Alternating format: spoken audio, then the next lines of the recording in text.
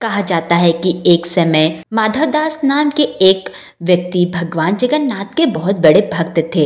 वो सदैव ही भगवान जगन्नाथ की पूजा करते और भगवान जगन्नाथ के मंदिर प्रतिदिन जाते थे। वह सदैव ही भगवान जगन्नाथ की भक्ति में लीन रहते थे।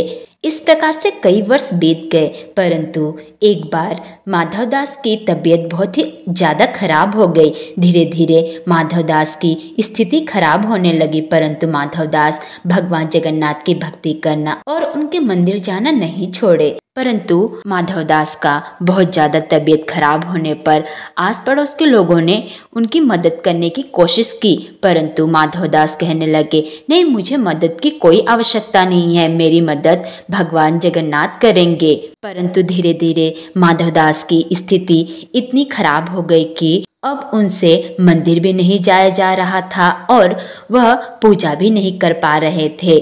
भगवान जगन्नाथ अपने एक सच्चे भक्त की ऐसी स्थिति को देखकर भगवान जगन्नाथ स्वयं ही एक साधारण से व्यक्ति का रूप लेकर माधवदास के पास आए। उस समय माधवदास बहुत ही ज़्यादा बीमार हो गए थे, इसीलिए वह पहचान भी नहीं सके कि यह साधारण से व्यक्ति भगवान जगन्नाथ स्वयं है। और जैसे ही भगवान जगन्नाथ साधारण से व्यक्ति के भेष में बोले कि माधवदास, मैं आपकी मदद करता हूँ, मैं आपकी देखभाल करता हूँ, तो माधवदास तुरंत ही कहने लगे कि हाँ, आप मेरी देखभाल करो। इस प्रकार से भगवान जगन्नाथ स्वयं ही माधवदास की देखभाल करने लगे और धीरे धीरे माधवदास की परिस्थिति में सुधार आने लगा और इस प्रकार से माधवदास धीरे धीरे सही होने लगे। एक दिन जब माधवदास ध्यान से देखे तो उन्हें एहसास हुआ कि यह साधारण व्यक्ति कोई और नहीं परंतु भगवान जगन्नाथ स्वयं है। यह देखकर माधवदास तुरंत ही रोने लगे और कहने लगे, हे प्रभु, आप मुझे क्षमा कर दीजिए, मैंने आपको नहीं पहचाना। तब भगवान जगन्नाथ कहने लगे कि माधवदास, इसमें तुम्हारी कोई गलती नहीं है, तुम तो बहुत ही बीमार थे, इसलिए मैं तुम्हारी मदद करने के लिए आया था। उसके पश्चात माधवदास भगवान जगन्नाथ से कहने लगे कि हे प्रभु, आप तो भगवान है, आप चाहते तो मुझे तुरंत ही ठीक कर सकते थे, परंतु आपने इतने दिनों तक आखिरकार मेरी सेवा क्यों की।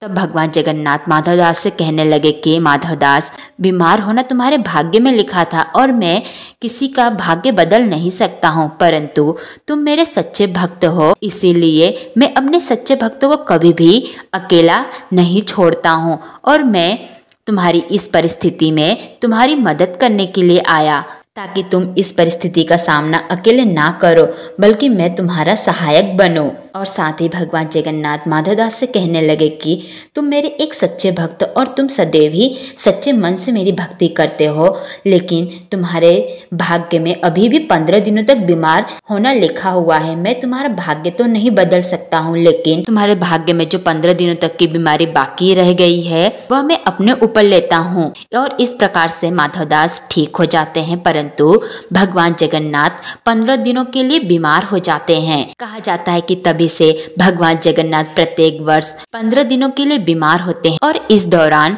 जगन्नाथ मंदिर को बंद कर दिया जाता है तथा कोई भी श्रद्धालुगण भगवान जगन्नाथ के दर्शन नहीं कर सकते हैं।